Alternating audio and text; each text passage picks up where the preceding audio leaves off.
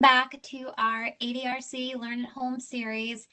We're excited to kick off our 2021-2022 rendition. Just some housekeeping items first. All participants will be muted upon entry. Following the presentation as per usual, you'll have the ability to either unmute yourself to ask any questions, or if you feel more comfortable, you can always type your questions into the chat below and we will address them. So I'm very excited to welcome today's presenter, Dr. Lindsey Gurin. Dr. Gurin received her medical degree from Brown University and conducted her residency in both neurology and psychiatry at NYU. Dr. Gurin currently she has many roles. She serves as director of the Behavioral Neurology Neuropsychiatry program at NYU Langone Orthopedics Hospital. She's an attending neurologist at NYU's Inpatient Neurorehabilitation Service. She's a behavioral neurologist, neuropsychiatrist at our Barlow Center, as well as an attending neurologist at Bellevue. Furthermore, she holds professor titles in the departments of neurology, psychiatry, and rehabilitation medicine. And most recently, she has joined the ADRC team as one of our study clinicians. So we're very happy to have you. So welcome, Dr. Gurin. Hi, everyone. Thank you, Ashley, for that amazing introduction. It sounds actually very impressive when you say it like that. So I'm excited to be here. I'm excited to be part of the ADRC. And today we're going to be talking about the non-cognitive symptoms of cognitive disorders. So sort of changes in mood, anxiety, and behavior. And as a neuropsychiatrist, this is my interest and sort of the things that I focus on. And I thought we could get into a little bit of detail about sort of what's going on and what we can do for some of those symptoms. Let's see. All right, so just an overview of what we'll talk about. So we'll just review basically the terminology used here is behavioral and neuropsychological or behavioral and psychological symptoms of dementia or BPSD. We'll talk about the definitions of that term and the scope of the problem. We'll go through some of the causes and we'll talk about management strategies and then we'll talk about some specific syndromes and kind of different kinds of symptoms that you might run into and strategies for those as well.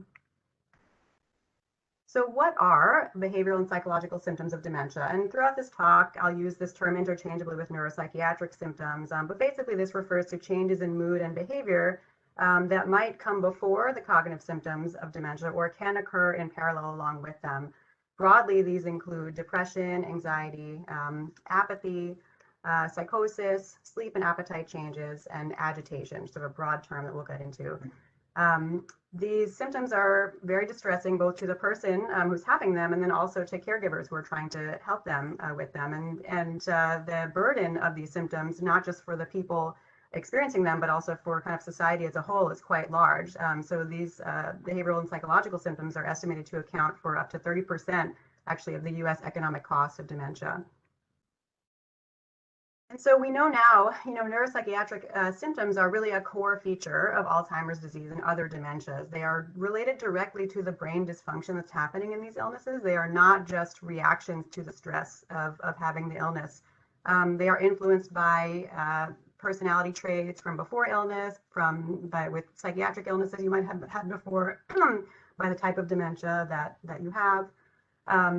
They can present as the earliest signs of dementia, even before the onset of cognitive symptoms. This is something that has kind of relatively recently, in the past 15, 20 years, been shown.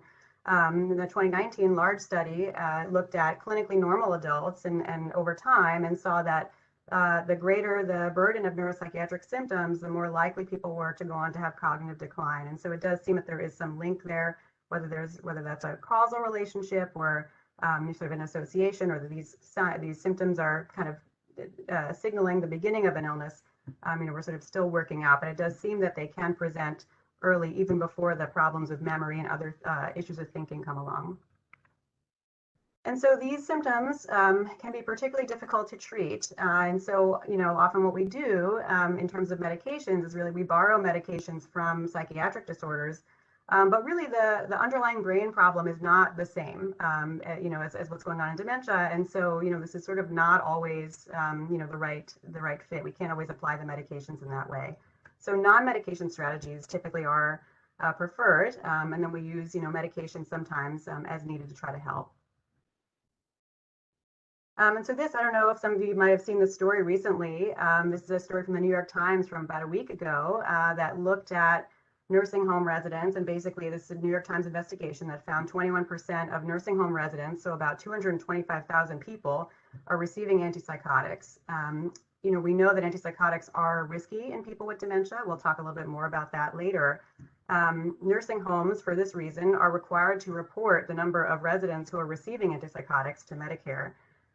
In 2012, a rule was made that basically, they didn't have to report those numbers if the antipsychotics were being given for disorders that you would use antipsychotics for, like schizophrenia, Huntington's disease, or Tourette syndrome. And so what the New York Times found was that the percentage of residents diagnosed with schizophrenia increased from 7 to 11% since that rule went into effect. You can see here they have this clip from one of the doctor's orders, basically showing add diagnosis of schizophrenia for use of Haldol, which is an antipsychotic. And so the idea here is that this diagnosis was being used potentially to conceal the true number of residents who are receiving antipsychotics. So this is, kind of a big issue that we're looking at. We'll talk a little bit more about this later, but this is a kind of widespread problem. So neuropsychiatric symptoms do become more common as dementia progresses. You can see here over on the left, these people with normal cognition. Most people, about 82% of people have no symptoms. Some people, about 13% will have a couple of symptoms. And then, a small number of people will have multiple symptoms. But as you get further into the cognitive disorder, you start to get more and more symptoms. And over here on the right in the sort of severe dementia category, you can see that almost 40% of people have 3 or more symptoms. And so these symptoms do typically present together. It's rare to have just one. Often people will have 2 or more, and they can interact with each other. So thinking about the prevalence of certain, specific symptoms in dementia, apathy is the most common overall. Up here, almost half of people will experience this at some point. Depression is also quite common, the second most common, and tends to be common in the earlier stages. The other ones are aggression can occur as well. Anxiety also, almost 40% of people. We'll talk about some of these things in some more detail. So neuropsychiatric symptoms in dementia are assessed across 12 domains. So these are the ones that we think about: delusions, hallucinations, agitation and aggression, depression or dysphoria, kind of low mood, anxiety, elation or euphoria, sort of the opposite of depression, apathy, disinhibition, irritability and lability, sort of fluctuating mood, motor disturbance, so kind of restlessness or pacing around, nighttime behavior, so changes in sleep and things at nighttime, and then appetite and eating changes. And so these domains come from what's called the Neuropsychiatric Inventory, which is an instrument that Jeff Cummings developed in the 90s. He's a psychologist, researcher. And basically, if some of you have done, if any of you have been sort of involved in research studies for, this kind of thing as you are with us with the ADRC, you'll see that some of these questions are related to these domains, right? So we'll ask things like, are people having any false beliefs about things happening? Any people are stealing? Any hallucinations? And so we'll sort of, this is a screening instrument to try to just capture some of these neuropsychiatric symptoms. So it's important to recognize these symptoms because we know they are associated with worse outcomes in dementia. And so the presence of behavioral and psychological symptoms is associated with lesser kind of decreased quality of life for the person with dementia, as well as increased caregiver burden, both physical and psychological.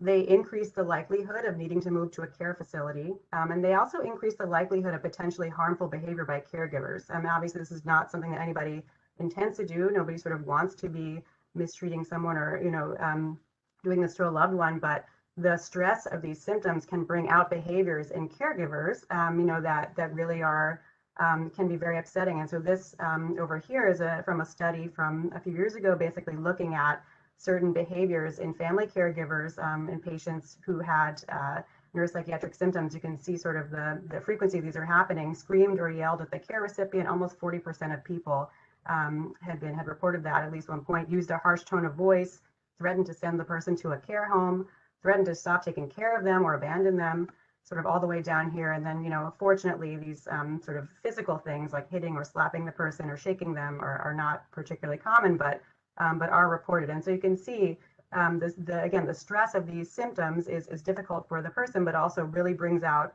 behavior in everybody around them that is not desirable. The number of symptoms correlates negatively with 3-year survival rates. So having more of these symptoms does put people at risk for not doing as well later on. And the presence of psychosis in particular in Alzheimer's has been associated with increased mortality and accelerated cognitive decline. So it's very important to identify these symptoms and treat them if you find them. So what causes these symptoms, and why is there so much variability across different people? Why does one person with Alzheimer's, not have any of these problems, and somebody else, has many symptoms? And so, we think about behavioral and psychological symptoms in dementia as being really created by the combination of factors from sort of 3 major areas. So there's individual factors related to the person who has the illness. There are caregiver factors related to the person caring for them. And then environmental factors, so issues kind of in the surrounding environment. Thinking about individual factors, obviously a really important part of this is who this person is. Who is the person with dementia? What is their personality like before this happened to them? What is their way of coping with stress normally? What are the things that they kind of usually would do to deal with difficult situations that now, is sort of will be even more difficult now that they have this problem? Any history of prior psychiatric illness can make these issues more likely to come out. If you have depression from before, depression may be more likely to get worse. And having a trauma history. And so there's this is relatively recent that this has been looked at, but people who have been exposed to psychological trauma, maybe people who have been victims of domestic violence or sort of other things, when you have a cognitive problem and you're in situations that might be scary or distressing, it can trigger sort of a trauma kind of stress response, and people can act out because of that. And then on top of that, you have brain changes. And so as we said, these symptoms we think in large part are due to changes in the brain. What's happening with dementia is that you're losing neurons in certain circuits that are very important for normal behavior.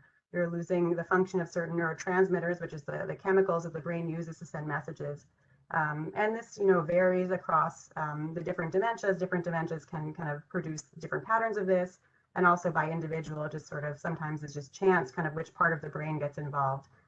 And then additional obstacles on top of these things. So medical illness, pain can make things sort of people have a harder time coping with things.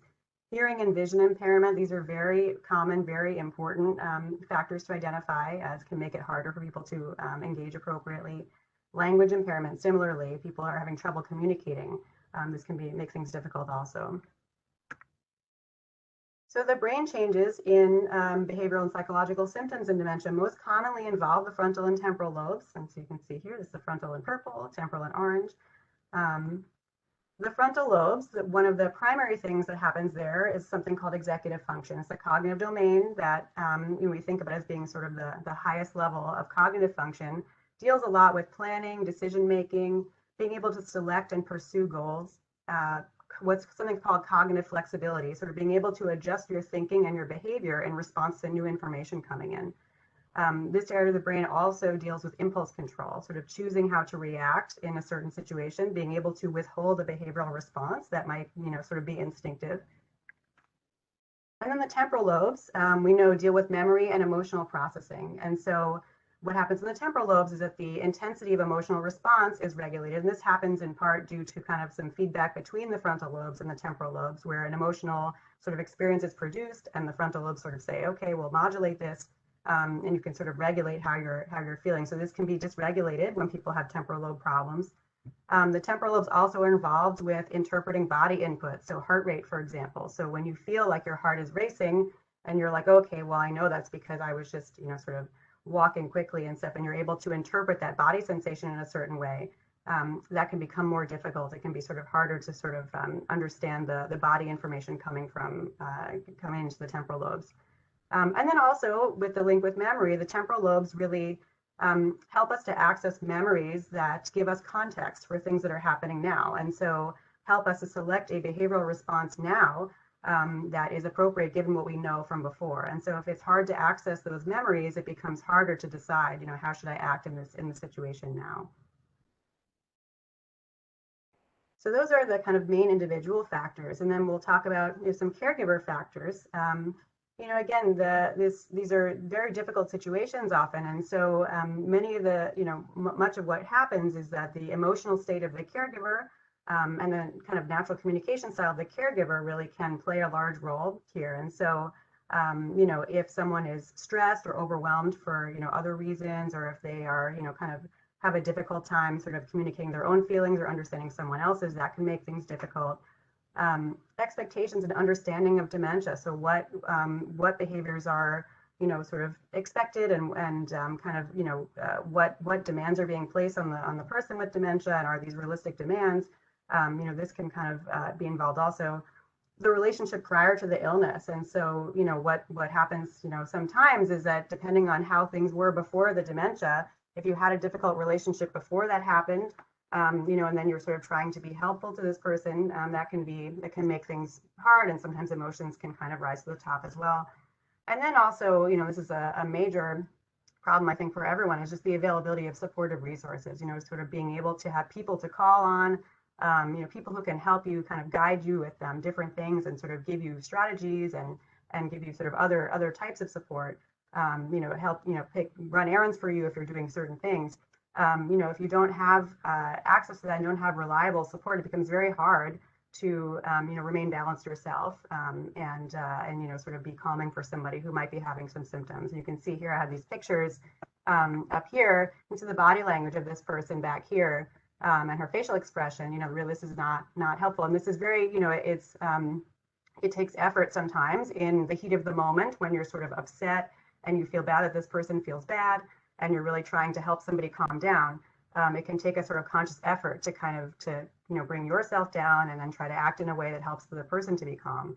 In contrast, down here, you can see this is sort of the body language here is obviously much different. And so, think about these interpersonal sort of factors really do play a big role in how the person with dementia feels.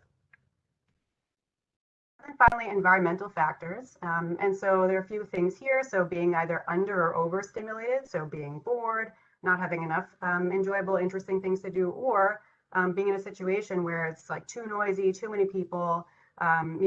People might have difficulty sort of processing multiple conversations at once, might feel like it's too many sort of people in their space. Problems with sort of new experiences, or when routines are changed, that can be difficult also. Availability of structured activities. So, again, sort of connects with being, understimulated, but, sort of having a plan for the day, and being able to kind of know what you're going to do, and feel like you have purposeful activities. We all really need that. And so without that, people can have a hard time. Light exposure. So natural light during the day, as we know, is important for all of us, and can help us keep our circadian rhythm and our sleep cycle in order. Avoiding bright light at night also is important. And so if the lighting is disrupted, that can make things difficult. And then finally, as something that's become very important in the past almost 2 years, I guess, is social contact, right? And so, we know that during COVID, something that was really, really hard was that people were sort of taken away from their normal social contacts. People have been really, we've all been pretty isolated. It's been very hard to kind of, be doing your same activities and seeing the same number of people. And that has been, that can be very difficult for people who are experiencing dementia. It can make some of these symptoms much worse. So thinking about how to manage these problems, so really an important thing is to try to understand the type of dementia that this person has, because that can help you to predict to an extent what some problems might be. And then really what you want to do is get a pretty good description of the problem. And so, kind of what actually is happening, what are the symptoms, what are the behaviors, what times of day, are there certain triggers, and really kind of drill down into the details. And try to get a sense of what's going on. And then having done that, you can then start to think about what are some underlying causes, and what are things that we can try to address. The first thing that we always try to do is non-medication strategies. So basically, changes to the environment, changes to, kind of various sort of lifestyle things. If that doesn't work, then we'll think about medications. And, we often do end up using a combination of these things. In terms of identifying underlying causes, one of the sort of primary things here is that as dementia progresses, it can become harder for people to communicate their needs verbally. And so the way we think about particularly behavioral disturbances, is that these are reactions to stressors that the person is experiencing either internally or externally, that they may not be able to communicate clearly, with language. And so some of the internal stressors can be pain, hunger, fatigue, we said anxiety, boredom, loneliness. External factors can be sort of noise, temperature, as we said, interpersonal factors, relationship distress. These behaviors also can be learned through modeling or reinforcement. So people can learn that if they, behave certain ways, they will get a certain response. And this is true even if people have a bad memory. The learning behavioral habits is a different circuit, a different pathway. And so people can actually learn, sort of these behavioral habits and kind of learn things that work to help them get attention or things that they need without sort of necessarily being aware that they're doing that. And so that can be something that happens as well. Medical contributors, so things like infection, dehydration, we're always trying to make sure that's not happening, and medication adverse effects. People are often on many medications, some of which have significant side effects. So we always want to be thinking about that. As I said, so non-pharmacologic strategies really are preferred initially for helping with these symptoms. And so the exceptions really would be, severe depression where people are feeling suicidal, acute psychosis, and dangerous agitation behavior that's putting people at risk, that you would probably want to jump to medication probably sooner than later. But other than that, what we try to do is, as I said, sort of, just make kind of environmental changes. The best data here, honestly, is for adding support for the caregiver, which, is intuitive, and we know that, and it's sort of often the resource limitations that make it not possible to do as much as people would want. But it is, repeatedly shown that giving people support and education and, kind of people to help them really can be very beneficial for these problems. What you want to do here is also take into account the, interests that the person with dementia had before they were ill, any of their hobbies or their educational background, things that, sort of might help to develop a plan that helps them to sort of feel more safe and engaged. You want to think about the strengths of, of the caregiver and the person who's, kind of involved in caring for them. And also, again, sort of the resources you have available, sort of like putting all these things together. So some specific strategies, non-medication strategies that are sort of person-centered. Physical activity is a major one. And so exercise is so huge. And I think we could spend a whole lecture talking about how important exercise is to cognitive function. But we know that, for people with and without cognitive problems, exercise is amazing for maintaining mood and energy and just sort of generally feeling well. So structured exercise can be very helpful for managing some of these things. Walking either outdoors or even indoors in the house, or if you're in, in a hospital or a facility, kind of walking around the hallways. In the hospital, we will do that for people sometimes, have people to, give people walks around. So that can sort of help get some, energy or restlessness out. Social interaction is huge. And so visits with family and friends and, care providers. If you cannot visit in person or now we have all this tele, which makes it easier, but if live visits are not possible, there is a lot of data to support simulated presence therapy, which basically is, recording, either audio or video recording of family and friends. And that actually can be helpful for people, even if they know it's a recording. It can be nice to have that. Pet therapy also is very nice and, can give people some emotional kind of stability. Sensory enhancement. So this is very important. So as I was saying before, corrective lenses and particularly hearing aids. So, I run into this a lot, and as I'm sure many of you have seen as well, hearing aids are not that fun. Nobody wants to wear them. But if you are losing your hearing, your brain has to work so hard to hear what's going on that it really, the way I think about it is it really steals brain power from everything else. It really takes away from your attention, your thinking. And so if you can restore hearing, that frees up a lot of resources for people to be able to kind of, think through situations and calm themselves and use their own, use kind of higher level coping skills. So it's always very important to make sure there's not a hearing or a vision problem that could be corrected. Along these lines, also music, light, white noise, all sort of sensory things, massage, aromatherapy, things that engage the different senses can be very helpful. Purposeful engagement. So again, kind of going back to knowing this person's interests, you know, kind of coming up with meaningful, relevant activities based on what they enjoy. Things like, you know, this can vary, but playing card games, you know, coloring, which is, you know, I think a popular activity even in, you know, for everybody now, you know, for stress reduction. You know, doing tasks, chores, sort of, you know, around the house, you know, sort of having ways of feeling like being involved, and doing things that are meaningful. Again, we all sort of need that. It can be very difficult to feel sort of like aimless and like you're not really doing anything that is purposeful. And then again, sort of thinking about the, you know, reinforcement of behaviors. What you want to do is sort of model and kind of reinforce the behaviors that you want. And so, you know, basically showing people, you know, kind of showing the emotional expression and the sort of affect regulation that, you know, mood regulation that you're trying to help them have, and also, you know, sort of supporting people when they are, you know, kind of doing, engaging in activities that are helpful and productive.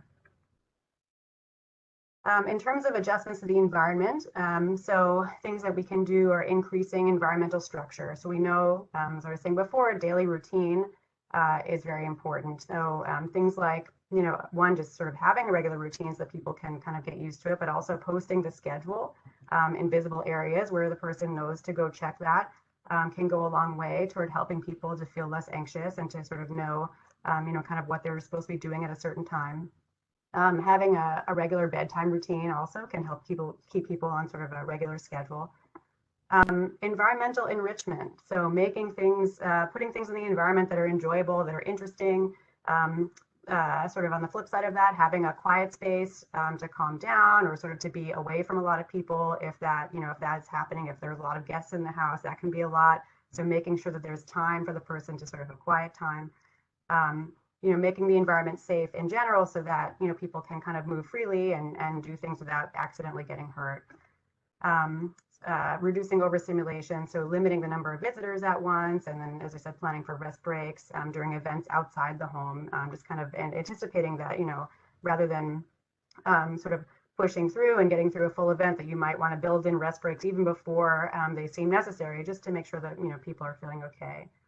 And then finally, just kind of the approach as the caregiver, you know, it can be helpful, especially if there are multiple people involved with helping somebody. It can be helpful to have a plan for specific behaviors that is consistent, that everyone, you know, can use and sort of can be, you know, so that the sort of team and the patient can learn that this is sort of what we do when this happens. Also important here, something that comes up sometimes is sort of having a non-confrontational approach to when people have beliefs that are incorrect. And so if people think that it's, you know, I'm not sure of the, you know, year, I think the year is 1945, or, you know, I think that we're, you know, somewhere that it, you know, somewhere else that we're not, it's often not helpful to sort of confront that and say that's wrong. You know, rather just sort of like be present, you know, kind of in the space that the person is explaining, and sort of go with it as long as there's, you know, no kind of acute, you know, safety reason not to. And as I was saying before, you want to model a positive emotional response, so sort of show the emotion that you kind of would like to, you know, you would like the person to be having. So if you are trying to help someone calm down, if you calm yourself down and make your voice soothing and you have kind of open body language, that can go a long way to helping the person. They can mirror you and sort of regulate themselves that way. So something, you know, kind of thinking about this non-confrontational approach, and, you know, something that comes up a lot is this question about lying to people. And sort of, you know, people will say, what do I say to my mom when she asks for my father who died years ago, you know? The sort of traditional paradigm on this is what's called reality orientation, where basically you answer the questions truthfully. You know, so he's dead. It's many years later than you think it is. There is some benefit that helps people cognitively, but it can cause repeated emotional distress and can worsen the neuropsychiatric symptoms. You know, this approach tends to be more effective in delirium, where people are sort of temporarily confused, but we expect that to improve. But when people are sort of having a, you know, kind of ongoing problem with retaining information, it becomes just kind of upsetting for everyone, sort of repeatedly traumatizing to have this discussion about these upsetting things that happened years ago, to kind of relearn them again. So there's an ethical dilemma here where we're balancing people's kind of individual autonomy, you know, the right to know the truth, with the importance of reducing psychological distress and avoiding causing harm to people. There's some interesting literature about this actually in sort of the kind of bioethics world about therapeutic lying in dementia. And this is a study from 2006 that found, sort of looked at a nursing home facility and found that 96% of care staff reported using lies while working with patients with dementia. Some examples of this are the simulated presence therapy that I mentioned. You know, if you are presenting a video or an audio recording of someone as though it is them on the phone, so that is a lie. Fake bus stops. So this is a picture here. I think this is a nursing home in Germany, where basically the idea here is that people will want to leave and say, you know, I'm leaving from here, I'm going to go, and the staff will say, okay, you know, why don't you go get the bus? And then they will wait for the bus, which is, you know, very clearly in a garden and there's no bus coming there. And then eventually people will sort of, you know, kind of get hungry or want to go, you know, sort of change their mind. The staff will come say, why don't you come? We'll do it later. You know, it sort of gives people an experience of you know, making an independent decision. Okay, I'll go back inside right now. Time capsule care settings similarly sort of create, you know, the environment of a previous time. And can, you know, really can significantly reduce some of these symptoms that people sort of feel much more comfortable kind of in that time. This is an example. This is the Joy for All cat. I don't know if you guys have seen this before, but this is a robotic cat that is somewhat realistic. It meows when you pet it, and you know, it's sort of another example of kind of using these kind of beneficent lies. But we know that lying really is distressing to caregivers and staff. It's very, very upsetting. People really don't like it. It doesn't feel good to tell your, you know, parent or someone you're caring for, you know, this sort of to, you know, not tell them the truth. And so really what we're doing is you want to consider the person's emotional state, their cognitive ability, what they can sort of understand from you right then, and use beneficent lies when they will help people to feel better, but do not use them indiscriminately. There's no need to use them all the time. So things like, you know, instead of sort of correcting people repeatedly, you can say, okay, you know, he's out, he's not here right now. Maybe we'll play a game while we wait for him, and things like that. These can be hard to get through. So again, these sort of non-pharmacologic management, you know, is ideal. And these are examples of those time capsule care settings. I think this is a place in Ohio. You can see they've kind of recreated, I think this is meant to be the 50s. But it can be hard to implement, you know, in a practice outside of having all these, you know, resources in a highly specialized setting. And so that brings us to medications. And so sometimes medications are needed to manage really distressing symptoms in dementia. As I said earlier, they are extrapolated from the way we use medications for primary psychiatric illnesses, but these syndromes really are not the same, and probably the same approaches, you know, don't necessarily apply. In general, these medications tend to have limited efficacy because they are so because the process is so different from what's happening in primary psychiatric stuff, and there is an increased risk of adverse effects. However, they might be necessary, especially to treat psychosis, to treat acutely dangerous behavior, and to treat significant emotional distress. But really, we don't want to use them as a shortcut to avoid making the environmental changes that we know really can help people.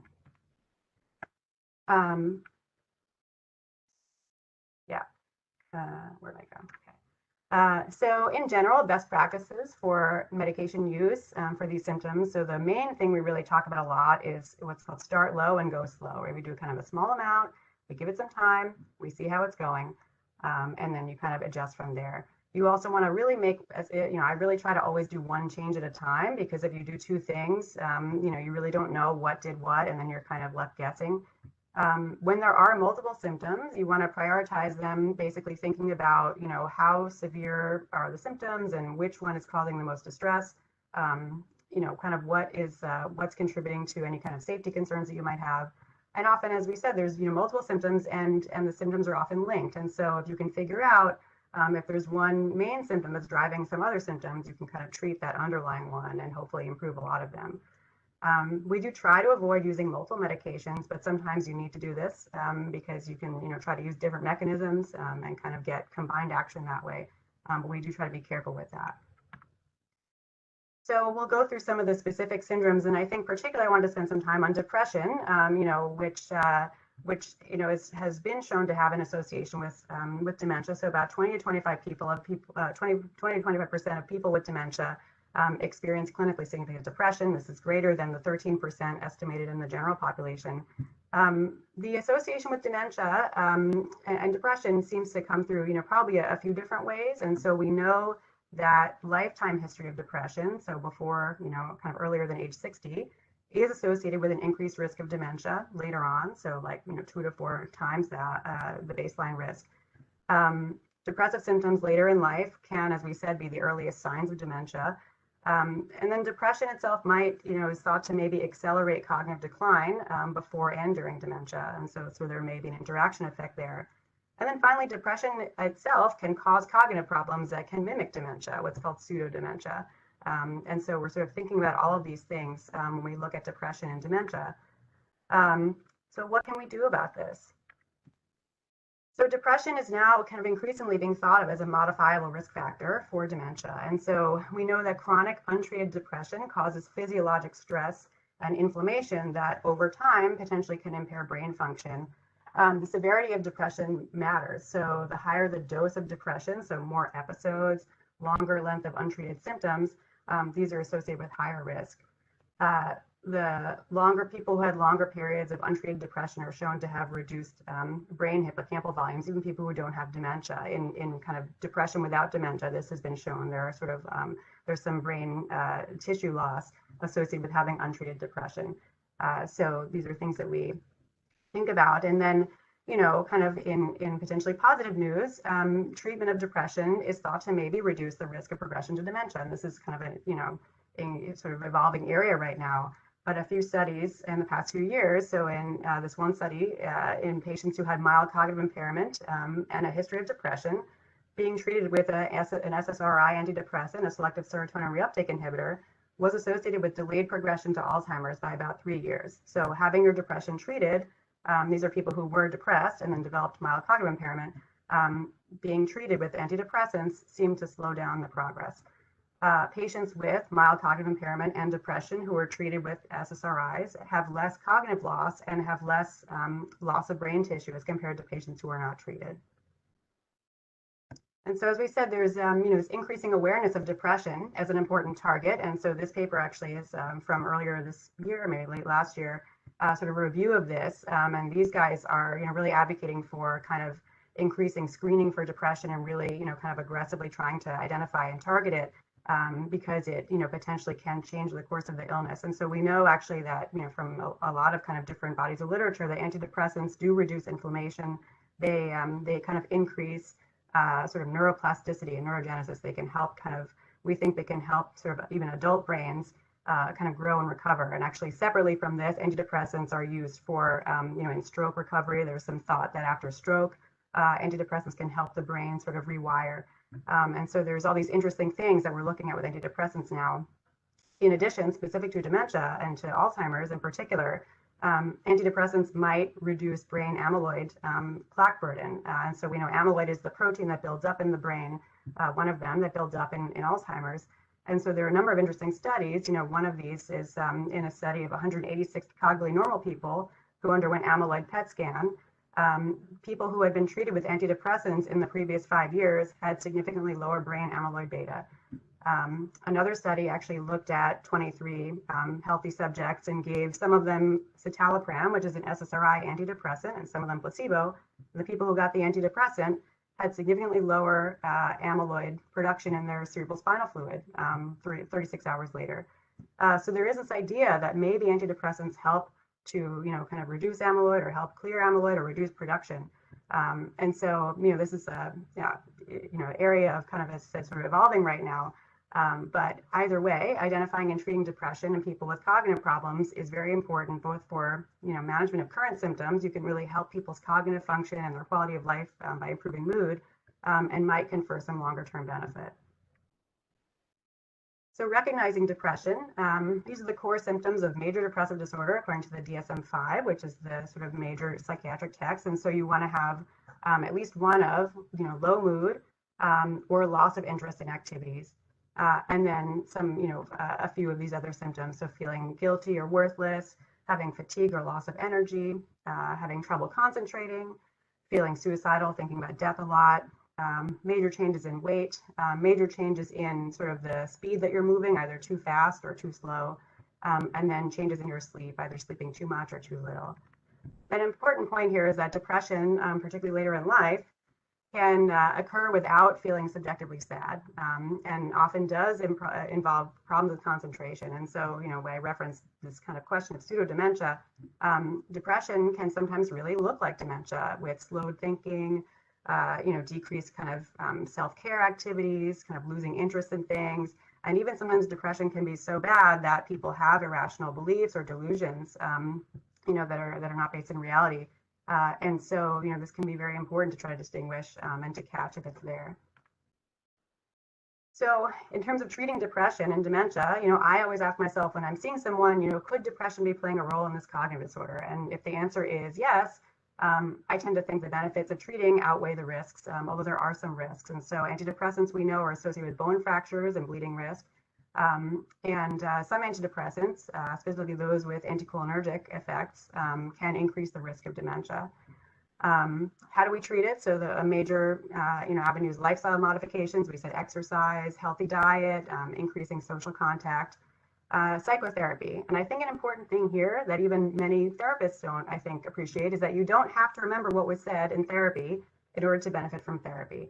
And so there are, sort of emotional sort of habits and experiences that happen with therapy that even if you don't have an ability to kind of lay down memories of what was said, you still could be getting some benefit for your sort of stress hormone axis and just kind of overall mood regulation. And so, therapy is not necessarily, a waste of time in people who can't remember the things that, everything that was said.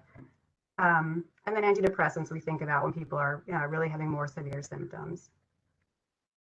So just kind of a little chart here, if you guys are interested, I think, because these medications are thrown around a lot, but just some commonly used antidepressants. So the probably most commonly used class is, as I referenced, the selective serotonin reuptake inhibitors, or SSRIs. So sertraline, escitalopram, citalopram, and fluoxetine. These are kind of the very commonly used ones. They're very good for anxiety as well as depression, and some of them have different sort of pluses and minuses. All of them can cause insomnia. They can cause some mild weight gain. They can cause some sexual dysfunction as well. Similar to these medications are the serotonin and norepinephrine reuptake inhibitors. And this is the main ones are venlafaxine or Effexor and duloxetine or Cymbalta. These are nice because they treat pain as well, and they can also be a little bit more energizing than the SSRIs. They do come with withdrawal syndrome sometimes when you stop them, so that is a downside of those. Another commonly used medication, mirtazapine or Remeron. This one we like as well because of its most common side effects are it makes people sleepy, so it can help with sleeping at night, and it increases appetite, which can be helpful for people who maybe have advanced into a phase of dementia where they're sort of not eating or not interested in food. And then finally, bupropion or Wellbutrin, which inhibits the reuptake of norepinephrine and dopamine. It's a different kind of antidepressant that tends to be a little more energizing and actually can reduce appetite and cause weight loss, which some people desire. And actually, contrary to the SSRIs, the Wellbutrin can increase libido. And so that is sometimes helpful and sometimes it's something that we want to look out for depending on sort of the situation. Okay, so we'll spend a little less time on each of the other ones, but we'll talk through some of them. So apathy refers to the state of diminished motivation in the presence of normal consciousness and mood. And so basically refers to a impaired ability of the frontal lobes to select, initiate, maintain, and shift behavioral programs. So difficulty kind of selecting goals and pursuing them and then moving between them. This can look like affective apathy, which is sort of being indifferent or lacking empathy. Behavioral apathy, where people just sort of need prompts for activities. And then cognitive apathy, where people sort of just, have kind of not as much, thinking about goals, not as much interest in pursuing goals or activities. Commonly, this is more distressing to people around the person than to the person who has apathy. And the other thing you want to think about is that, this depression can look like this as well. So you want to kind of distinguish apathy by itself from depression with sort of, people, where people can sometimes feel flat and not interested because they're depressed. So treating apathy in dementia. So an enriched environment, adding social exposure, increasing structured activities, this can all go a very long way to really helping people to kind of do more. When that's not effective, we can consider medications. And typically we'll do that when apathy is really distressing to the person, like they sort of wish that they were more interested, but they're not. Or when it's interfering with daily activities that are necessary. And this includes, socializing, going out of the house, this can be very hard sometimes getting people to be interested in leaving to go to things that the family really wants to go to. And so treating this problem actually can be helpful for the entire family, can really improve quality of life for the person and for the people around them. The best data is for actually donepezil or Aricept, which we know is used commonly for memory support in these problems. It actually can help with apathy. And also methylphenidate, which is a medication that's on label for attention deficit disorder and is, can kind of give people some energy and motivation. These are just this is an ad from the early 90s when they used to advertise medications in magazines. You can see they were, I think, trying to capture housewives here who were fatigue and having apathy. Bupropion as well can be helpful, sort of energizing if depression is there.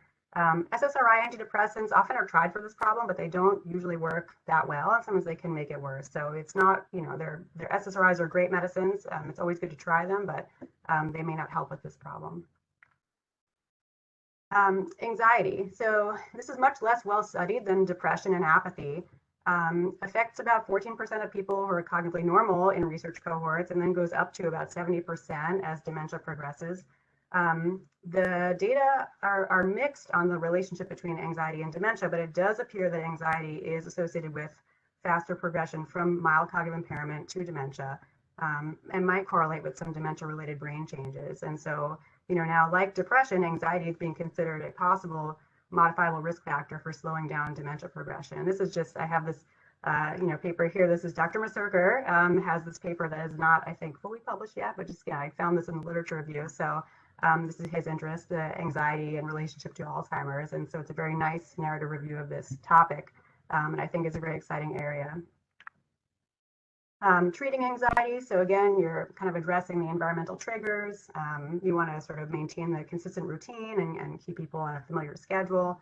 And medications, can be considered when the symptoms are severe. And again, the antidepressants are typically the most common. Sometimes we'll use buspirone or gabapentin. We do try to stay away from things like benzodiazepines or Valium and Ativan and other potentially sedating medications, because those can make cognitive function worse and then can worsen some of these symptoms. Okay, psychosis in dementia. And so this, sort of, I think, often captures a lot of attention. And so the main symptoms that we're talking about in psychosis are hallucinations and delusions. And so hallucinations refer to a sensory perception in the absence of an external stimulus. In dementia, they often are more visual than auditory. It's often a mix of both, but typically visual is more common. And the opposite is true in schizophrenia. So it's a different pattern than primary psychiatric illness. They are a core symptom of Lewy body dementia, but they do occur in other dementias as well. They can be benign, or they can be sort of upsetting and frightening. Commonly, people describe seeing children or animals. Hearing music is a common one. More negative ones can be hearing negative, voices or commentary, which tends to be less common. It's more of a schizophrenia thing, but can be seen in dementia as well. Delusions refer to fixed false beliefs that are unshakable despite evidence to the contrary. And so in dementia, these often are what's called paramnestic. They're sort of, around a memory problem. They're related to a memory loss. And so, for example, a very common one is sort of, items that were misplaced. People might develop a delusion that this was stolen. Sort of a belief meant to explain why this thing is missing. And I don't think that I lost it.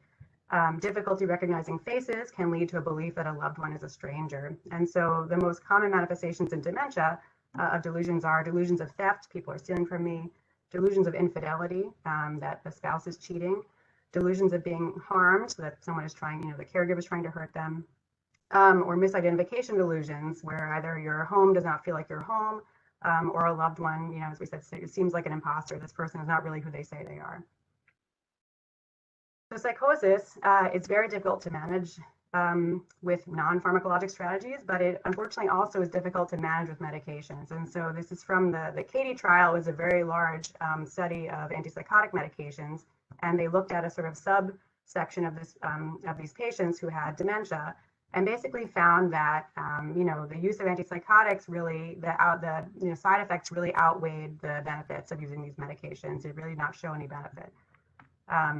The first line for psychosis and dementia of medications tends to be the cholinesterase inhibitors, so it's donepezil, ribostigmine, galantamine, particularly in Lewy body dementia. These can be very helpful for psychosis in Lewy body dementia, at least initially. The other thing to think about is that, often psychosis, can drive a lot of anxiety, agitation. It's really the, behavioral response to the psychosis that often, that is one of the main problems. And so it might be easier to treat those things than the psychosis itself. And so people are very, very anxious about hallucinations. Treating the anxiety and helping them to sort of be less upset about them, that can sometimes, be all that you need to do without, necessarily escalating to antipsychotics. If you do use antipsychotics, this is why we are a little bit hesitant, but we do use them. And, we do know that antipsychotics are associated with a small, 2 to 4%, so small, but significant increased risk of death in people with dementia. And this is the FDA black box warning on all these medications that basically, says that people with dementia are at increased death with these medicines. The rates do vary per medication. And so quetiapine, which we use, probably the most commonly, it comes with the lowest risk. Haloperidol or Haldol is an older antipsychotic that comes with the highest risk. And the risk appears dose dependent. And so, it is as you go higher, people are at more risk, and appears also to be kind of greatest when you first start treatment. Other possible side effects of these medicines, so sedation, weight gain, worsening of diabetes, stiffness or tremor, low blood pressure, difficulty emptying the bladder. So really, again, there are a lot of problems with these medicines, but we consider them when the other avenues are, have been exhausted, or when psychosis is causing really bad distress or dangerous behavior, or preventing people from being able to give care. So, for example, like delusions about the caregiver, that's a problem. So, we'll use them for that. And then, so as I said, all of this being said, sometimes they are necessary because untreated psychosis is really very distressing for people, and it can be dangerous for everybody involved. And so, we'll often have a conversation, and the people who I work with, and I'll say, we'll often say, okay, I think a small, increased risk of mortality, might be an acceptable trade-off in exchange for improved quality of life, if the medication does help. Agitation and aggression, so the last one, I think. Sort of can often is related to psychosis and sort of can evolve from it. And so, this takes a few forms. Verbal agitation can range from repetitive statements, yelling, calling out, up to threats and derogatory remarks. Physical agitation can be just kind of restlessness, pacing. Sometimes people will escalate to throwing objects or trying to harm other people. This is often the most distressing and potentially dangerous symptom for people with dementia, and so we really do try to manage it effectively. As I said, it can be something that arises on its own, or it can be caused by something else. Like many roads can lead to producing agitation, and so we want to try to find what are the things that are happening that try to bring this down. So environmental factors again. Pain is a very common trigger here, and so even if people are not saying it necessarily, it's really important to look for pain or physical discomfort as a potential contributor to this. Anxiety and psychosis often will cause people to behave in these ways. Being delirious from a medical condition, having an infection, even a minor infection, can make people confused and agitated. And then medication side effects are important to think about as well. So the antipsychotics, ironically, that we use to help people be calmer sometimes can cause restlessness. And so you want to be thinking about, could I be causing this problem, or, could there be a medication that's contributing to this? So how to treat this? We really, we try to remove the medications that are making anything worse. We treat pain. Ideally, you want to try to support the person's cognitive function to help them, kind of operate at their best level and use the coping strategies that they have.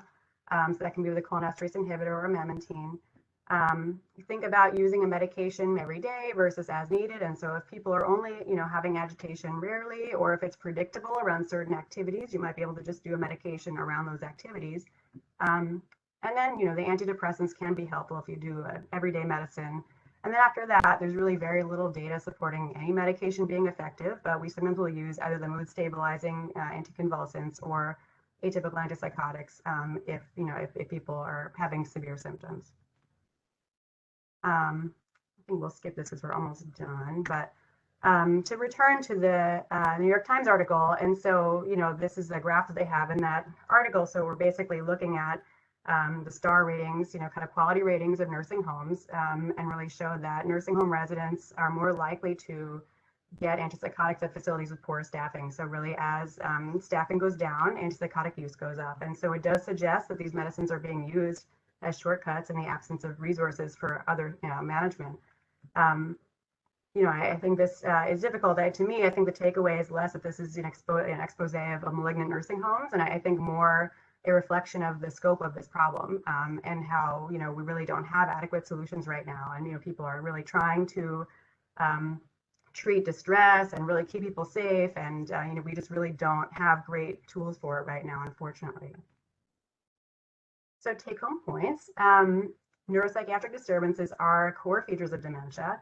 The symptoms are caused by multiple factors related to the person and their caregivers and the environment.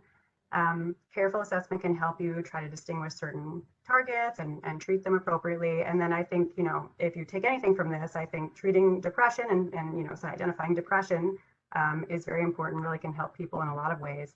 And really more work is needed to try to find effective strategies for these problems. And so, that's sort of, I think, the thing that we're all working on, trying to help people with these symptoms. So thank you very much, and I'm happy to take any questions.